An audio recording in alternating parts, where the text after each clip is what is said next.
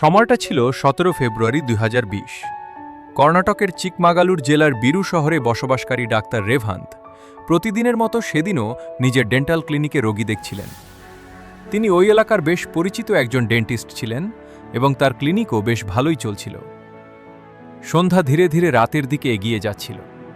ক্লিনিকের রিসেপশনে তার ৫ বছরের ছেলে বসে হোমওয়ার্ক করছিল। স্কুল ছুটির পর সে প্রায়ই বাবার ক্লিনিকে চলে আসত, তারপর দুজন একসঙ্গেই বাড়ি ফিরতেন। প্রায় রাত ৭টার দিকে ছেলেটি বই বন্ধ করে নিষ্পাপ কণ্ঠে বলল, বাবা, বাড়ি চলো, আমি মায়ের কাছে যাব আর আমার ছোট বোনের সঙ্গেও খেলব। রেভান্ত ঘড়ির দিকে তাকালেন। দিনের কাজ প্রায় শেষ হয়ে এসেছিল। তিনি শেষ রোগীকে ওষুধ দিয়ে ক্লিনিক বন্ধ করলেন।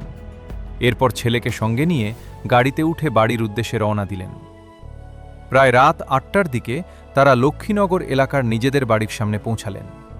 কিন্তু গাড়ি বাড়ির সামনে থামতেই রেভান্তের মনে হলো কিছু একটা অস্বাভাবিক। পুরো বাড়িটা অন্ধকারে ডুবেছিল। বাইরের কোনো আলো জ্বলছিল না, এমনকি বাড়ির ভেতর থেকেও কোনো আলো দেখা যাচ্ছিল না। সাধারণত এই সময়ের মধ্যে কবিতা বাড়ির সব লাইট জ্বালিয়ে দিতেন, কিন্তু আজ তাদের বাড়িটাকে দেখে মনে হচ্ছিল যেন কোনো জনমানবহীন জায়গা। প্রথমে রেভান্ত ভাবলেন হয়তো বিদ্যুৎ চলে গেছে, কিন্তু পরের মুহূর্তেই তিনি বুঝতে পারলেন আশপাশের সব বাড়িতেই আলো জ্বলছে, অর্থাৎ বিদ্যুৎ যায়নি, শুধু তাদের বাড়িটাই অন্ধকার। রেভান্তের বুকের ধরফড়ানি হঠাৎ বেড়ে গেল। তিনি গাড়িটা বাড়ির ভেতরে থাকা শেডে পার্ক করলেন। তারপর গাড়ির দরজা খুলে ছেলের হাত ধরে বাড়ির দিকে এগিয়ে যেতে লাগলেন। দুজন দরজার কাছে পৌঁছানোর আগেই হঠাৎ রেভান্তের চোখ পড়ল গাড়ির শেডের এক কোণে। অন্ধকারের মধ্যে সেখানে কিছু একটা পড়েছিল। প্রথম দেখায় মনে হলো কেউ হয়তো একটা বড় ম্যাট বা কম্বল গুটিয়ে সেখানে রেখে গেছে, কিন্তু পরের মুহূর্তেই তার মনে হলো সেটার নিচে যেন কোনো মানুষ শুয়ে আছে। রেভান্ত কয়েক সেকেন্ড সেখানেই দাঁড়িয়ে রইলেন। তার মনে অস্বস্তি ক্রমশ বাড়তে লাগল। তিনি সঙ্গে সঙ্গে লাইট জ্বালিয়ে দিলেন। আলো ছড়িয়ে পড়তেই জিনিসটা পরিষ্কার দেখা গেল। সত্যি, সেখানে মানুষের শরীরের মতো একটি আকৃতি পড়েছিল, যেটাকে পুরোপুরি একটি ম্যাট দিয়ে ঢেকে রাখা হয়েছিল। রেভান্ত ছেলেকে বললেন, তুমি এখানেই দাঁড়িয়ে থাকো, কোথাও যেও না। বাচ্চাটি সেখানেই দাঁড়িয়ে রইল। রেভান্ত ধীরে ধীরে সেই ম্যাটের দিকে এগিয়ে গেলেন। প্রতিটি পদক্ষেপ যেন আগের চেয়ে আরও ভারী মনে হচ্ছিল। তিনি যখন একেবারে কাছে পৌঁছালেন, তখন তার চোখ পড়ল ম্যাটের বাইরে বেরিয়ে থাকা কাপড়ের একটি অংশের দিকে। সেটা ছিল একটি শাড়ি, আর পরের মুহূর্তেই রেভান্স সেটি চিনতে পারলেন। ওটা ছিল তার নিজের স্ত্রী কবিতার শাড়ি। এবার তার হাত কাঁপতে শুরু করল। তিনি ধীরে ধীরে ম্যাটটা সরানোর চেষ্টা করলেন, কিন্তু তার হাত ম্যাটের ওপর পড়তেই তিনি অদ্ভুত কিছু অনুভব করলেন। ম্যাটটা পুরোপুরি ভেজা ছিল। রেভান্স সঙ্গে সঙ্গে হাত সরিয়ে নিলেন। তার হাতে লেগেছিল লাল রঙের একটি তরল। সেটা ছিল রক্ত। ততক্ষণে যেন তার পায়ের তলা থেকে মাটি সরে গিয়েছিল। আতঙ্কের মধ্যে তিনি এক ঝটকায় পুরো ম্যাটটা সরিয়ে ফেললেন, আর পরের মুহূর্তে তার চোখের সামনে যে দৃশ্য ভেসে উঠল তা তার পুরো পৃথিবীটাই বদলে দিল। সেখানে তার স্ত্রী কবিতা রক্তাক্ত অবস্থায় পড়েছিলেন। তার গলা ভয়ঙ্করভাবে কেটে দেওয়া হয়েছিল। পুরো শরীর রক্তে ভেসে যাচ্ছিল, এমনকি আশপাশের মেঝেতেও ছড়িয়েছিল রক্ত। কয়েক সেকেন্ডের জন্য রেভান্তের নিঃশ্বাস যেন বন্ধ হয়ে গেল। তিনি কিছুতেই বুঝতে পারছিলেন না শেষ পর্যন্ত কিভাবে এমন ঘটনা ঘটল। কিন্তু ঠিক তখনই তার আরেকটি কথা মনে পড়ল। বাড়ির ভেতরে শুধু তার স্ত্রীই ছিলেন না, ছিল তার ৬ মাসের ছোট্ট মেয়েও। কবিতার সঙ্গে যদি এমন ঘটনা ঘটে থাকে, তাহলে তার মেয়ে কোথায়? এই চিন্তা মাথায় আসতেই রেভান্ত চিৎকার করে উঠলেন। কাঁপতে থাকা হাতে তিনি দরজা খুললেন। দরজা খোলার সঙ্গে সঙ্গেই তিনি দৌড়ে বাড়ির ভেতরে ঢুকে গেলেন। অন্যদিকে বাইরে দাঁড়িয়ে থাকা তার ৫ বছরের ছেলে বাবাকে এমন অবস্থায় দেখে ভয় পেয়ে গিয়েছিল। সে কাঁদতে কাঁদতে আবার গাড়ির কাছে গিয়ে দাঁড়িয়ে রইল। এদিকে রেভান্ত বাড়ির প্রতিটি ঘরে ছুটে বেড়াতে লাগলেন, কিন্তু বাড়ির ভেতরের দৃশ্য কোনো ঝড়ের তাণ্ডবের চেয়ে কম ছিল না। পুরো বাড়ির অবস্থা ছিল অস্বাভাবিক। আলমারির জিনিসপত্র বাইরে ছড়িয়ে ছিটিয়ে ছিল। ঘরের মেঝেতে পড়েছিল কাপড়, বাসনপত্র এবং অন্যান্য নানা জিনিস। দেখে মনে হচ্ছিল কেউ যেন পুরো বাড়িটা তন্ন তন্ন করে খুঁজেছে। রেভ্যান্থ প্রতিটি ঘরে তার মেয়ের নাম ধরে চিৎকার করতে লাগলেন। ঠিক তখনই হঠাৎ তিনি খুব ক্ষীণ একটা কান্নার শব্দ শুনতে পেলেন। কয়েক সেকেন্ড পর তার চোখ পড়ল তার 6 মাসের ছোট্ট মেয়ের দিকে। বাচ্চাটি জীবিত ছিল, সে একটানা কাঁদছিল। রেভ্যান্থ সঙ্গে সঙ্গে তাকে কোলে তুলে নিলেন এবং বুকের সঙ্গে শক্ত করে জড়িয়ে ধরলেন। ততক্ষণে তাদের বাড়ির বাইরে মানুষের ভিড় জমতে শুরু করেছে। রেভ্যান্থের চিৎকার শুনে প্রতিবেশীরা ছুটে এসেছিলেন। যখন লোকজন জানতে পারল যে গাড়ির শেডে কবিতার মৃতদেহ পড়ে আছে, তখন গোটা এলাকায় চাঞ্চল্য ছড়িয়ে পড়ল। কেউ রেভ্যান্থকে সামলানোর চেষ্টা করছিলেন, আবার কেউ সঙ্গে সঙ্গে পুলিশকে ফোন করার কথা বলছিলেন। কিছুক্ষণের মধ্যেই পুলিশ ও ফরেনসিক টিম ঘটনাস্থলে পৌঁছে গেল। সবার আগে পুরো এলাকাটি ঘিরে ফেলা হলো। কাউকেই বাড়ির ভেতরে প্রবেশের অনুমতি দেয়া হলো না। পুলিশ গাড়ির শেড থেকে শুরু করে বাড়ির প্রতিটি ঘরের ছবি তোলা শুরু করল। প্রাথমিক তদন্তে সবার আগে একটি বিষয় পুলিশের নজরে আসে। কবিতা সাধারণত যে সমস্ত সোনার গয়না পরতেন সেগুলো সবই নিখোঁজ ছিল। বাড়ির ভেতরেও আলমারিগুলো খোলা অবস্থায় ছিল এবং প্রচুর জিনিসপত্র ছড়িয়ে ছিটিয়ে পড়েছিল। প্রথম দেখায় মনে হচ্ছিল কয়েকজন চোর চুরি করার উদ্দেশ্যে বাড়িতে ঢুকেছিল। সম্ভবত কবিতা তাদের বাধা দেওয়ার চেষ্টা করেছিলেন, আর সেই কারণেই তাকে নির্মমভাবে হত্যা করা হয়। কিন্তু পুলিশ তখনও বিন্দুমাত্র আঁচ করতে পারেনি যে এটা ছিল কেবল শুরু। কারণ পরবর্তী কয়েকদিনে একের পর এক এমন কিছু প্রমাণ পুলিশের হাতে আসতে চলেছিল যা এই পুরো মামলাটিকে এমন একদিকে ঘুরিয়ে দেবে যার কথা কেউ কল্পনাও করতে পারেনি। পুলিশ যখন ঘটনার পেছনের রহস্য উদ্ঘাটনের জন্য তদন্ত শুরু করল, তখন মামলাটি এমন এক মোড়ে পৌঁছে গেল যা পুলিশও আশা করেনি। আর এই ঘটনার আড়াল থেকে ধীরে ধীরে বেরিয়ে এলো এমন এক ষড়যন্ত্র যার কথা শুনলে যে কারো পায়ের তলার মাটি সরে যাওয়ার মতো অবস্থা হতো। আজ আমরা বিস্তারিত জানব কবিতার সঙ্গে এমনটা কে করেছিল এবং এর পেছনে আসল কারণ কি ছিল। পুলিশ সবার আগে কবিতার মৃতদেহ ময়নাতদন্তের জন্য পাঠালো। অন্যদিকে ফরেনসিক টিম পুরো বাড়িটি অত্যন্ত সতর্কতার সঙ্গে খুঁটিয়ে পরীক্ষা করতে শুরু করল। পুলিশ রেভান্থকে জিজ্ঞেস করল, বাড়ি থেকে ঠিক কী কী জিনিস নিখোঁজ হয়েছে। ভীত ও কাঁপা গলায় রেভান্থ জানালেন, বাড়িতে রাখা প্রায় 115 গ্রাম সোনা এবং কিছু নগদ টাকা খোয়া গেছে। কিন্তু সেই মুহূর্তে এসব জিনিস নিয়ে তার বিন্দুমাত্র চিন্তা ছিল না। তার চোখ বারবার চলে যাচ্ছিল তার 6 মাসের ছোট্ট মেয়ের দিকে, যে এখন মাকে হারিয়ে একেবারে একা হয়ে গেছে। তিনি বারবার শুধু একটা কথাই বলছিলেন, আমার সন্তানরা তাদের মাকে হারিয়েছে, এখন আমি ওদের একা কিভাবে সামলাব। আশপাশে দাঁড়িয়ে থাকা মানুষজন তাকে সান্ত্বনা দেওয়ার চেষ্টা করছিলেন, কিন্তু রেভান্থ তখন সম্পূর্ণভাবে ভেঙে পড়েছিলেন। সেদিন রাতেই পুলিশ তাকে প্রাথমিকভাবে জিজ্ঞাসাবাদ করল। বাড়িতে ফেরার পর থেকে শুরু করে কবিতার মৃতদেহ দেখতে পাওয়া পর্যন্ত পুরো ঘটনাটি তিনি পুলিশকে বিস্তারিতভাবে জানালেন। তার মানসিক অবস্থা তখন একেবারেই ভালো ছিল না, তাই পুলিশও তাকে অতিরিক্ত প্রশ্ন না করে সেদিন রাতেই আশপাশের প্রতিবেশীদের জিজ্ঞাসাবাদ শুরু করল। কিন্তু এখানেই প্রথম অদ্ভুত বিষয়টি পুলিশের সামনে আসে। সব প্রতিবেশী একই কথা বললেন। তারা কোনো ধরনের চিৎকার, ঝগড়া কিংবা মারামারির শব্দ কিছুই শুনতে পাননি। একজন মহিলার সঙ্গে যদি এত বড় ঘটনা ঘটে থাকে, তাহলে কোনো না কোনো সময় তার চিৎকার বা সাহায্যের জন্য ডাক নিশ্চয়ই কেউ শুনতে পেতেন। কিন্তু পুরো কলোনিতে কেউই কিছু শুনতে পাননি। এখান থেকেই প্রথমবার পুলিশের মনে হলো ঘটনাটি যতটা সহজ বলে মনে হচ্ছে, আসলে ততটা সহজ নয়। এরই মধ্যে ফরেনসিক টিমের রিপোর্টও আসতে শুরু করল। তারা পুরো বাড়িটি খুঁটিয়ে পরীক্ষা করেছিল, কিন্তু আশ্চর্যের বিষয় হল বাড়ির ভেতরে কোনো অপরিচিত ব্যক্তির ফিঙ্গারপ্রিন্ট পাওয়া গেল না।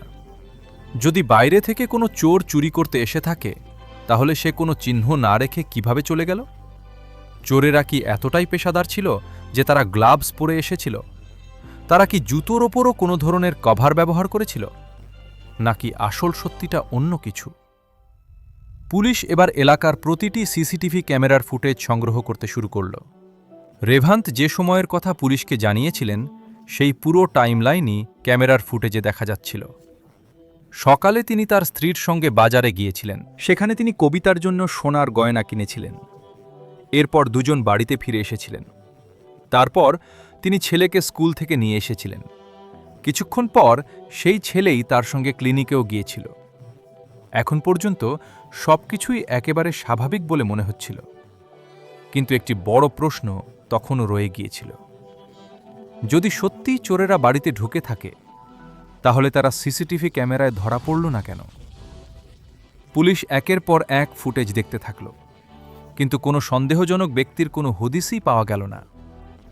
দুদিন পর কবিতার ময়নাতদন্তের রিপোর্টও এসে গেল।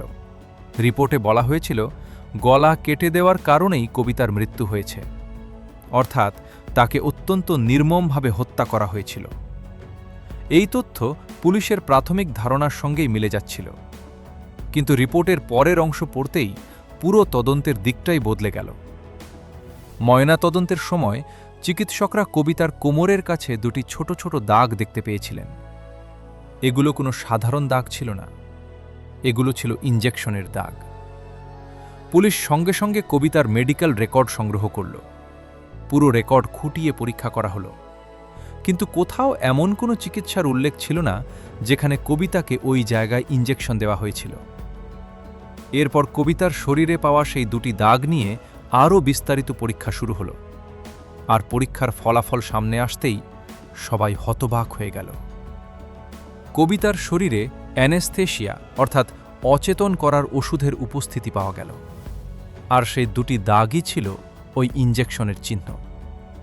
ঠিক সেই ধরনের ওষুধ যা সাধারণত অপারেশনের সময় রোগীকে অচেতন করার জন্য ব্যবহার করা হয়। এখন প্রশ্ন ছিল, কবিতার শরীরে অপারেশনের সময় ব্যবহার করা এই ওষুধ কেন পাওয়া গেল? রিপোর্টে আরও একটি গুরুত্বপূর্ণ বিষয় উল্লেখ করা হয়েছিল। কবিতার মৃত্যু বিকেল প্রায় 4:30 দিকে হয়ে গিয়েছিল। এখান থেকেই পুলিশের মাথায় একসঙ্গে বেশ কয়েকটি প্রশ্ন ঘুরতে শুরু করল। যদি চোরেরা শুধু চুরি করতেই এসেছিল, তাহলে প্রথমে তারা কবিতাকে অ্যানেস্থেশিয়া কেন দিয়েছিল? অচেতন করে দেওয়ার পর তো কবিতা তাদের কোনোভাবেই বাধা দিতে পারতেন না। তাহলে তাকে হত্যা করার প্রয়োজনই বা কী ছিল? আর যদি শুরু থেকেই হত্যার পরিকল্পনা থাকে, তাহলে অ্যানেস্থেশিয়া দেওয়ারই বা কী দরকার ছিল? অর্থাৎ যে ব্যক্তি এই কাজ করেছিল তার মেডিকেল সংক্রান্ত জ্ঞান থাকা নিশ্চিত। শুধু তাই নয়, বাড়ির অবস্থাও এবার পুলিশের কাছে সন্দেহজনক মনে হতে শুরু করল। দামি জিনিসপত্র সাধারণত আলমারি বা লকারেই রাখা হয়, তাহলে পুরো বাড়ি তছনছ করার কি দরকার ছিল? কেউ কি কোনো নির্দিষ্ট জিনিস খুঁজছিল, নাকি ঘটনাটিকে চুরির মতো দেখানোর জন্যই ইচ্ছাকৃতভাবে পুরো বাড়িটা তছনছ করা হয়েছিল? এরই মধ্যে পুলিশের মনে প্রথমবার এমন একটি সন্দেহ তৈরি হল যা কেউই আশা করেনি। যে অ্যানেস্থেশিয়ার ওষুধ ব্যবহার করা হয়েছিল তা তো সবার কাছে সহজে পাওয়া যায় না। সাধারণত মেডিকেল পেশার সঙ্গে যুক্ত ব্যক্তিদেরই এই ধরনের ওষুধে সহজে প্রবেশাধিকার থাকে। এবার পুলিশ আবার CCTV footage frame by frame দেখতে শুরু করল। ফুটেজে পরিষ্কার দেখা গেল দুপুর প্রায় 2:30 রেভান্ত তার ছেলেকে স্কুল থেকে নিয়ে বাড়িতে এসেছিলেন। ছেলেটি তখন স্কুলের ইউনিফর্ম পরে গাড়ির ভেতরে বসেছিল। কিছুক্ষণ পর দুজন আবার সেই একই গাড়িতে করে ক্লিনিকের উদ্দেশ্যে বেরিয়ে যান। এর অর্থ, সিসিটিভি ফুটেজ অনুযায়ী ঘটনার দিন বাড়িতে শেষবার যে ব্যক্তি এসেছিলেন তিনি ছিলেন রেভান্ত নিজেই। এবার পুলিশ তাকে আবার বিস্তারিতভাবে জিজ্ঞাসাবাদ করতে চাইল, কিন্তু আত্মীয়রা জানালেন স্ত্রী মারা যাওয়ার পর থেকে রেভান্ত ঠিকমতো খাওয়া দাওয়াও করছেন না। তিনি সবসময় শোক ও মানসিক ধাক্কার মধ্যে রয়েছেন। এই কারণেই পুলিশ কয়েকদিন অপেক্ষা করারও সিদ্ধান্ত নিল। অবশেষে 21 ফেব্রুয়ারি রেভান্তকে থানায় ডেকে পাঠানো হলো। তিনি সময়মতো থানায় পৌঁছালেন এবং আরও একবার সেদিনের পুরো ঘটনাটি বিস্তারিতভাবে পুলিশকে জানালেন। পুলিশ তার প্রতিটি কথা অত্যন্ত মনোযোগ দিয়ে লিখে রাখছিল। প্রথম দেখায় তার কথাগুলো স্বাভাবিকই মনে হচ্ছিল। এমনকি পুলিশের কয়েকজন কর্মকর্তারও মনে হতে শুরু করেছিল হয়তো তাকে অকারণেই সন্দেহ করা হচ্ছে। কারণ ঘটনার দিনই তো তিনি নিজের স্ত্রীর জন্য সোনার গয়না কিনেছিলেন। যদি তিনিই স্ত্রীকে হত্যা করতে চাইতেন, তাহলে গয়না কেনারই বা কী দরকার ছিল? এরপর পুলিশ আরেকটি সম্ভাবনা নিয়ে ভাবল, হয়তো কেউ এই গয়না কেনার বিষয়টি জানতে পেরেছিল এবং সেই লোভেই এই অপরাধ ঘটিয়েছিল। কিন্তু পুলিশ কর্মকর্তারা যখন রেভান্তের দেওয়া বয়ানকে ময়নাতদন্তের রিপোর্ট এবং কল রেকর্ডের সঙ্গে মিলিয়ে দেখতে শুরু করলেন, তখন এমন একটি তথ্য সামনে এলো যা পুরো মামলাটাকেই উল্টে দিল। রেভান্থ তার বয়ানে বলেছিলেন, সেদিন সন্ধ্যা প্রায় 6টার দিকে তিনি কবিতার সঙ্গে ফোনে শেষবার কথা বলেছিলেন। এই কথার ভিত্তিতেই তিনি পুলিশকে জানিয়েছিলেন যে ঘটনাটি সম্ভবত সন্ধ্যা 6:15 থেকে রাত 8টার মধ্যে ঘটেছিল। কিন্তু ময়নাতদন্তের রিপোর্ট স্পষ্টভাবে বলছিল কবিতার মৃত্যু বিকেল প্রায় 4:30 হয়ে গিয়েছিল। যদি কবিতা বিকেল 4:30 মারা গিয়ে থাকেন, তাহলে সন্ধ্যা 6টায় রেভান্থ তার সঙ্গে কিভাবে কথা বললেন? শুধু তাই নয়, পুলিশ যখন রেভান্থের কল রেকর্ড বের করল, তখন দেখা গেল সেই সময় কবিতার সঙ্গে তার কোনো ফোন কলের রেকর্ডই নেই। অর্থাৎ রেভান্থ তার দেওয়া টাইমলাইনে মিথ্যা বলেছিলেন। এখন বিষয়টি আর শুধু সন্দেহের মধ্যে সীমাবদ্ধ রইল না। পুলিশ সিদ্ধান্ত নিল পরের দিনই রেভান্থকে আবার জিজ্ঞাসাবাদ করা হবে। তবে তারা তখনও বুঝতে পারেনি যে পরের দিন এই মামলাকে আরও একটি অবিশ্বাস্য মোড়ের দিকে নিয়ে যেতে চলেছে। পরের দিন অর্থাৎ 22 ফেব্রুয়ারি সকাল থেকেই পুলিশ থানায় রেভান্থের জন্য অপেক্ষা করছিল। তাকে আবার জিজ্ঞাসাবাদের জন্য ডেকে পাঠানো হয়েছিল। পুলিশ কর্মকর্তাদের কাছে তখন এমন অনেক প্রশ্ন ছিল যার উত্তর একমাত্র রেভান্থই দিতে পারতেন। কিন্তু সকাল গড়িয়ে দুপুর হল, আর দুপুর পেরিয়ে সন্ধ্যা নেমে এলো। রেভান্থ থানায় এলেন না। পুলিশ তার মোবাইলে একাধিকবার ফোন করল, কিন্তু প্রতিবারই ফোনটি সুইচড অফ পাওয়া গেল। প্রথমে কর্মকর্তারা ভাবলেন হয়তো মানসিকভাবে ভেঙে পড়ার কারণে তিনি কিছুটা দেরি করছেন। কিন্তু অনেকটা সময় পেরিয়ে যাওয়ার পরও যখন তার কোনো খবর পাওয়া গেল না, তখন পুলিশের একটি দল তার বাড়িতে পৌঁছে গেল।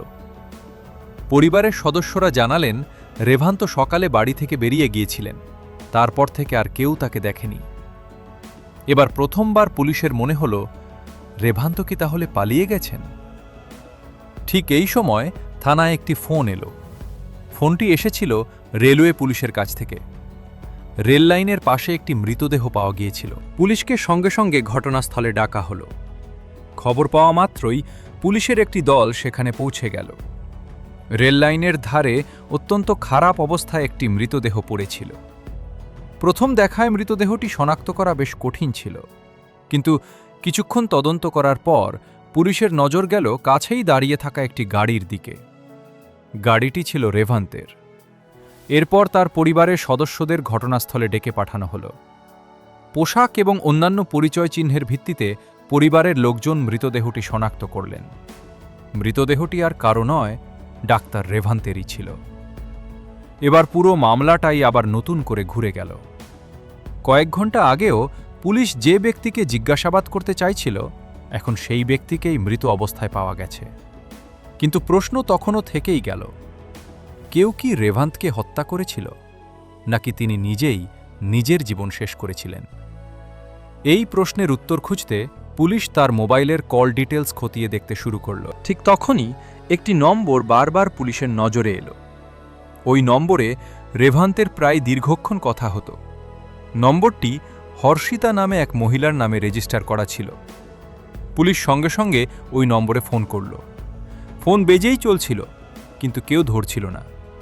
একাধিকবার চেষ্টা করার পরও একই ফল হলো। এবার পুলিশ সিদ্ধান্ত নিল ফোনে নয়, সরাসরি হর্ষিতার বাড়িতে যেতে হবে। ঠিকানা অনুযায়ী হর্ষিতা রাজেশ্বরী নগরে থাকতেন। পুলিশ সেখানে পৌঁছাতেই দেখতে পেল হর্ষিতার বাড়ির বাইরে প্রচুর মানুষের ভিড়। এলাকার পুলিশও ইতিমধ্যেই সেখানে উপস্থিত ছিল। এই দৃশ্য দেখে কাদুর পুলিশ কিছুই বুঝতে পারল না। তারা সেখানে থাকা কয়েকজন লোককে জিজ্ঞেস করল, এখানে কি হয়েছে? যে উত্তর তারা পেল তা শুনে সবাই স্তব্ধ হয়ে গেল। যে মহিলার সঙ্গে কথা বলার জন্য পুলিশ সেখানে গিয়েছিল, সেই হর্ষিতাই সেদিন নিজের ঘরে ফাঁস দিয়ে আত্মহত্যা করেছিলেন। এখন এই মামলায় মোট 3টি মৃত্যু হয়ে গেছে। প্রথমে কবিতা, তারপর রেভান্থ, আর এবার হর্ষিতা। এবার 2 জেলার পুলিশ একসঙ্গে এই রহস্যময় মামলার তদন্ত শুরু করল। হর্ষিতার ঘরের ফরেনসিক তদন্ত শুরু হল। কিছুক্ষণ পর তদন্তকারী কর্মকর্তারা এমন 2টি প্রমাণ পেলেন যা পুরো মামলার গতিপথই বদলে দিল।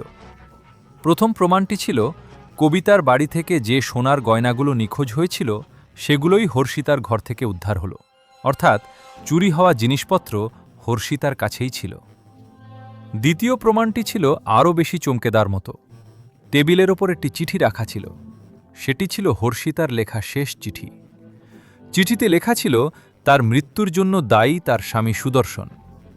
এই কথা পড়ার সঙ্গে সঙ্গেই পুলিশ আর দেরি না করে সুদর্শনকে হেফাজতে নিল।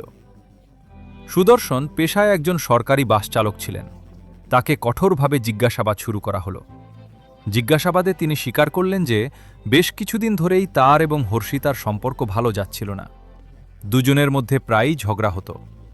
কিন্তু তিনি স্পষ্টভাবে বললেন, আমি ওকে খুন করিনি, আর আমি ওকে আত্মহত্যা করতেও বাধ্য করিনি। এরপর তিনি এমন একটি নাম নিলেন যা শুনে জিজ্ঞাসাবাদকারী কর্মকর্তারাও কয়েক মুহূর্তের জন্য চুপ হয়ে গেলেন। সুদর্শন বললেন, সত্যিটা জানতে চাইলে ডাক্তার রেভান্তকে ধরুন। আমার স্ত্রীর সঙ্গে ওর সম্পর্ক ছিল। সুদর্শনের দাবি ছিল হর্ষিতা এবং রেভান্ত বেশ কিছুদিন ধরেই একে অপরের সঙ্গে যোগাযোগ রাখছিলেন। তিনি আরও বললেন, রেভান্ত যদি আজ বেঁচে থাকত তাহলে পুরো সত্যিটা সামনে চলে আসত। এবার পুলিশের সামনে মামলাটির একটি নতুন ছবি তৈরি হতে শুরু করল। কবিতার খুন, রেভান্তের রহস্যজনক মৃত্যু, হর্ষিতার আত্মহত্যা, আর এই সব কিছুর মাঝখানে লুকিয়ে থাকা একটি সম্পর্ক। কিন্তু তখনও অনেক প্রশ্নের উত্তর পাওয়া বাকি ছিল। যদি সত্যিই রেভান্ত এবং হর্ষিতার মধ্যে সম্পর্ক থেকে থাকে, তাহলে কবিতাকে হত্যা করা হলো কেন? সুদর্শন কি প্রতিশোধ নেওয়ার জন্য এই সমস্ত ঘটনা ঘটিয়েছিল, নাকি এই পুরো ঘটনার পেছনে অন্য কেউ ছিল যে আড়াল থেকে পুরো খেলাটা পরিচালনা করছিল? অন্যদিকে পুলিশ রেভান্তের মৃত্যুর ঘটনাটিও আলাদাভাবে তদন্ত করতে শুরু করল। রেললাইনের আশপাশে থাকা লোকজনকে জিজ্ঞাসাবাদ করা হলো। একজন ব্যক্তি পুলিশকে জানালেন তিনি দেখেছিলেন একজন লোক নিজের গাড়ি রেললাইনের কাছে থামিয়ে বেশ কিছুক্ষণ একা দাঁড়িয়েছিল। লোকটি বারবার রেললাইনের দিকে তাকাচ্ছিল। ট্রেনটি যতই কাছে আসছিল সে ততই অস্থির হয়ে উঠছিল। ট্রেনটি একেবারে কাছে আসতেই সে হঠাৎ ব্যারিকেডের নিচ দিয়ে বেরিয়ে সোজা রেললাইনের ওপর চলে গেল। মানুষজন কিছু বুঝে ওঠার আগেই দ্রুতগতির ট্রেনটি তার ওপর দিয়ে চলে গেল। প্রত্যক্ষদর্শীদের বয়ান থেকে পরিষ্কার হয়ে গেল যে রেভান্তকে কেউ হত্যা করেনি। তিনি নিজেই ট্রেনের সামনে গিয়ে নিজের জীবন শেষ করেছিলেন। এখন পুলিশের সামনে দুটি বড় প্রশ্ন ছিল। প্রথমত, কবিতার হত্যার আসল রহস্য কী? দ্বিতীয়ত, রেভান্ত এবং হর্ষিতার মধ্যে এমন কী সম্পর্ক ছিল যার কারণে শেষ পর্যন্ত 3টি জীবন শেষ হয়ে গেল? এরপর পুলিশ দুই পরিবারের সদস্য, আত্মীয় স্বজন, বন্ধু এবং আশপাশের বেশ কয়েকজন মানুষের সঙ্গে বিস্তারিতভাবে কথা বলতে শুরু করল। প্রতিটি বয়ান, প্রতিটি কল রেকর্ড এবং প্রতিটি প্রমাণ ধীরে ধীরে একই ঘটনার দিকেই ইঙ্গিত করতে লাগল।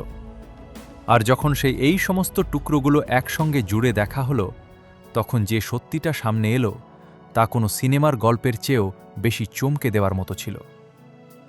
হর্ষিতার বিয়ে হয়েছিল আরআরটিসির বাস চালক সুদর্শনের সঙ্গে। তাদের একটি ছোট মেয়েও ছিল এবং তারা বেঙ্গালুরুর রাজেশ্বরী নগরে থাকতেন। হর্ষিতার কয়েকজন আত্মীয় কাদুরে থাকতেন। একবার তাদের সঙ্গে দেখা করতে হর্ষিতা কাদুরে গিয়েছিলেন। সেই সময় হঠাৎ তার দাঁতে ব্যথা শুরু হয়। চিকিৎসার জন্য তিনি আশপাশে একটি ডেন্টাল ক্লিনিক খুঁজতে শুরু করেন। সেখানেই তার পরিচয় হয় ডাক্তার রেভান্তের সঙ্গে। প্রথম দিকে তাদের সম্পর্ক ছিল শুধুই ডাক্তার এবং রোগীর, কিন্তু চিকিৎসার অজুহাতে তাদের মধ্যে দেখা সাক্ষাৎ ধীরে ধীরে বাড়তে থাকে। হর্ষিতা যখনই আত্মীয়দের বাড়িতে আসতেন, কোনো না কোনো অজুহাতে রেভান্তের ক্লিনিকে চলে যেতেন। ধীরে ধীরে তাদের মধ্যে বন্ধুত্ব তৈরি হয়, আর একসময় সেই বন্ধুত্ব পরিণত হয় অবৈধ সম্পর্কে। সবচেয়ে আশ্চর্যের বিষয় ছিল দুজনেই আগে থেকেই বিবাহিত ছিলেন। দুজনেরই নিজেদের পরিবার ছিল। তারপরও তারা নিজেদের সম্পর্কের সীমা অতিক্রম করে ফেলেছিলেন। সময়ের সঙ্গে সঙ্গে দুজনেই একসঙ্গে জীবন কাটানোর স্বপ্ন দেখতে শুরু করেছিলেন। কিন্তু অন্যদিকে তাদের নিজেদের সংসারেও ধীরে ধীরে সবকিছু বদলাতে শুরু করেছিল। সুদর্শনের নিজের স্ত্রীর ওপর সন্দেহ হতে শুরু করেছিল। একদিন সে হর্ষিতাকে রেভান্তের সঙ্গে কথা বলতে হাতে নাতে ধরে ফেলেছিল। অন্যদিকে কবিতাও ধীরে ধীরে তার স্বামীর আচরণে পরিবর্তন লক্ষ্য করতে শুরু করেছিলেন। তদন্তে জানা যায়, কবিতার যখন রেভান্ত ও হর্ষিতার সম্পর্কের ব্যাপারে সন্দেহ হয় তখন তিনি গভীর মানসিক আঘাতের মধ্যে চলে গিয়েছিলেন। এমনকি তিনি নিজের জীবন শেষ করারও চেষ্টা করেছিলেন। তবে সেই সময় কোনোভাবে পরিস্থিতি সামলে নেওয়া হয়েছিল। কিন্তু এরপরও রেভান্ত ও হর্ষিতা একে অপরের সঙ্গে দেখা করা বন্ধ করেননি। এরই মধ্যে কবিতা দ্বিতীয়বার মা হতে চলেছিলেন। কয়েক মাস পর তিনি একটি কন্যা সন্তানের জন্ম দেন। কিন্তু পুলিশের তদন্ত অনুযায়ী ঠিক এই সময়ই এই সম্পর্ক আরও ভয়ঙ্কর মোড় নেয়। তদন্তে সামনে আসে হর্ষিতা ক্রমাগত রেভান্তের ওপর চাপ দিচ্ছিলেন যে যদি তারা দুজন একসঙ্গে থাকতে চান তাহলে কবিতাকে তাদের পথ থেকে সরিয়ে দিতে হবে। আর এখান থেকেই শুরু হয় এমন এক ষড়যন্ত্র যা শেষ পর্যন্ত 3টি জীবন ধ্বংস করে দেয়। 17 ফেব্রুয়ারির সকালে রেভান্ত তার স্ত্রীর সঙ্গে বাজারে গিয়েছিলেন। বাইরে থেকে যেন সবকিছু স্বাভাবিক এবং সুখী মনে হয় সেই উদ্দেশ্যেই তিনি ইচ্ছা করে কবিতার জন্য নতুন সোনার গয়না কিনেছিলেন। এরপর দুজন বাড়িতে ফিরে আসেন। কিছুক্ষণ পর রেভান্ত তার 6 মাসের মেয়েকে ঘরে শুইয়ে কবিতার কাছে যান। তদন্তকারী সংস্থাগুলোর মতে প্রথমে তিনি কবিতার মুখ কাপড় দিয়ে চেপে ধরেছিলেন যাতে তিনি কোনো চিৎকার বা শব্দ করতে না পারেন। এরপর নিজের ক্লিনিকে ব্যবহৃত অ্যানেস্থেশিয়ার ইঞ্জেকশন তাকে দেন। ওষুধের প্রভাব শুরু হতেই কবিতা প্রায় অচেতন হয়ে পড়েন। এরপর রেভান্ত তাকে টেনে নিয়ে গাড়ির শেডে নিয়ে যান। সেখানেই তিনি নিজের সার্জিক্যাল স্ক্যালপেল দিয়ে কবিতার গলা কেটে দেন। হত্যার পর তিনি মৃতদেহটি একটি ম্যাটে মুড়ে সেখানেই রেখে দেন। এরপর তিনি নিজের হাত পরিষ্কার করেন এবং এমনভাবে স্বাভাবিক থাকার অভিনয় করেন যেন কিছুই ঘটেনি। তারপর ছেলেকে স্কুল থেকে আনতে চলে যান। ছেলে যখন মায়ের কথা জিজ্ঞেস করতে শুরু করে তখন রেভান্ত মিথ্যা বলে মা বাথরুমে আছে। এরপর রেভান্ত ছেলেকে সঙ্গে করে নিজের ক্লিনিকে নিয়ে যান যাতে হত্যার সময় তিনি বাড়ির বাইরে ছিলেন এমন একটি প্রমাণ তৈরি করা যায়। পুলিশের ধারণা ছিল অ্যানেস্থেশিয়া দেওয়ার উদ্দেশ্য ছিল যাতে হত্যার সময় কোনো ধরনের চিৎকার বা বেশি শব্দ না হয় এবং কিছু সময়ের জন্য রক্তপাতও তুলনামূলকভাবে কম থাকে। সন্ধ্যায় ছেলেকে সঙ্গে নিয়ে যখন তিনি বাড়িতে ফিরে আসেন তখন এমন অভিনয় করেন যেন তিনি প্রথমবার সবকিছু দেখতে পাচ্ছেন। ছেলেকে সাক্ষী হিসেবে ব্যবহার করার জন্য তিনি তার সামনেই ম্যাটটি সরিয়ে ফেলেন। তারপর জোরে জোরে চিৎকার করতে থাকেন এবং দৌড়ে বাড়ির ভেতরে ঢুকে যান। ভেতরে গিয়ে তিনি নিজেই বাড়ির বিভিন্ন জিনিসপত্র এদিক ওদিক ছড়িয়ে দেন যাতে পুরো ঘটনাটি চুরির মতো মনে হয়। এরপর তিনি নিজের মেয়েকে কোলে নিয়ে বাইরে বেরিয়ে আসেন এবং প্রতিবেশীদের সামনে কান্নাকাটি করে ভেঙে পড়ার অভিনয় করেন। এখন পুলিশ বুঝতে পারছিল কেন বাড়িতে কোনো বাইরের ব্যক্তির ফিঙ্গারপ্রিন্ট বা পায়ের ছাপ পাওয়া যায়নি, কারণ বাড়িতে কোনো বাইরের ব্যক্তি ঢোকেইনি। পুরো ঘটনাটি বাড়ির ভেতরে থাকা একজন ব্যক্তিই ঘটিয়েছিল। কিন্তু রেভান্তের সবচেয়ে বড় ভুল ছিল তার তৈরি করা মিথ্যা টাইমলাইন। ময়নাতদন্তের রিপোর্ট এবং কল রেকর্ডের তদন্ত তার দেওয়া বয়ানকে সম্পূর্ণ মিথ্যা প্রমাণ করে দিয়েছিল। তিনি বুঝতে পেরেছিলেন পুলিশ এবার খুব দ্রুত আসল সত্যের কাছে পৌঁছে যাবে। এই ভয়েই জিজ্ঞাসাবাদের আগেই তিনি রেললাইনের কাছে গিয়ে আত্মহত্যা করেন। মৃত্যুর আগে তিনি হর্ষিতাকে ফোন করেছিলেন। পুলিশের মতে সেই ফোনে তিনি হর্ষিতাকে জানিয়েছিলেন যে এবার সবকিছু সামনে চলে আসবে এবং তাদের সম্পর্ক সবার সামনে প্রকাশ হয়ে যাবে। অন্যদিকে রেভান্ত তার আগেই বাড়ির সমস্ত সোনা একটি পার্সেলের মাধ্যমে হর্ষিতার কাছে পাঠিয়ে দিয়েছিলেন। এই কারণেই পরে সেই সোনাগুলো হর্ষিতার ঘর থেকে উদ্ধার করা হয়। হর্ষিতা যখন বুঝতে পারলেন যে পুলিশ এবার তাঁকেও জিজ্ঞাসাবাদ করবে এবং পুরো সত্য সামনে চলে আসবে, তখন তিনি নিজের স্বামী সুদর্শনকে ফাঁসানোর জন্য একটি সুইসাইড নোট লিখে যান। কিন্তু তার এই পরিকল্পনাও বেশি দিন টিকল না। ফরেনসিক তদন্ত, কল রেকর্ড, পার্সেলের তথ্য এবং অন্যান্য সমস্ত প্রমাণ ধীরে ধীরে এই পুরো ঘটনার আসল সত্য সামনে নিয়ে এলো। তবে ততক্ষণে অনেক দেরি হয়ে গিয়েছিল। কবিতাকে হত্যা করা রেভান্ত ইতিমধ্যেই মারা গিয়েছিলেন।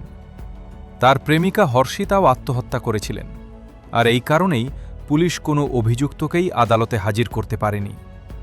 অবশেষে কোনো গ্রেপ্তার ছাড়াই এই মামলাটি বন্ধ করে দেওয়া হয়। কিন্তু এই মামলার সবচেয়ে বেদনাদায়ক দিকটা শুধু এই ছিল না যে 3 জন মানুষের মৃত্যু হয়েছিল। সবচেয়ে বড় ক্ষতি হয়েছিল সেই নিষ্পাপ শিশুদের, যারা কোনো ভুল না করেও নিজেদের বাবা মাকে হারিয়েছিল। একটি ভুল সম্পর্ক এবং কয়েকটি ভুল সিদ্ধান্ত চিরদিনের জন্য অনেকগুলো জীবনকে ধ্বংস করে দিয়েছিল। কখনো কখনো এক মুহূর্তের ভুল সিদ্ধান্ত শুধু একজন মানুষের জীবন নয়, পুরো পরিবারের ভাগ্যই বদলে দিতে পারে। আর সম্ভবত এটাই ছিল এই পুরো ঘটনার সবচেয়ে বড় শিক্ষা।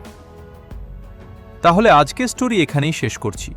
আপনাদের কাছে এই ঘটনাটি কেমন লেগেছে? আর এই স্টোরি নিয়ে আপনাদের যদি কোনো মতামত থাকে তাহলে অবশ্যই কমেন্ট করে জানাবেন। এই ঘটনায় আপনারা সবচেয়ে বেশি কাকে দোষী মনে করেন, ডাক্তার রেভান্থকে নাকি হর্ষিতাকে? সেটাও অবশ্যই কমেন্টে জানাবেন। আবার দেখা হবে আপনাদের সঙ্গে নতুন একটি ভিডিওতে। ততক্ষণ পর্যন্ত ভালো থাকুন।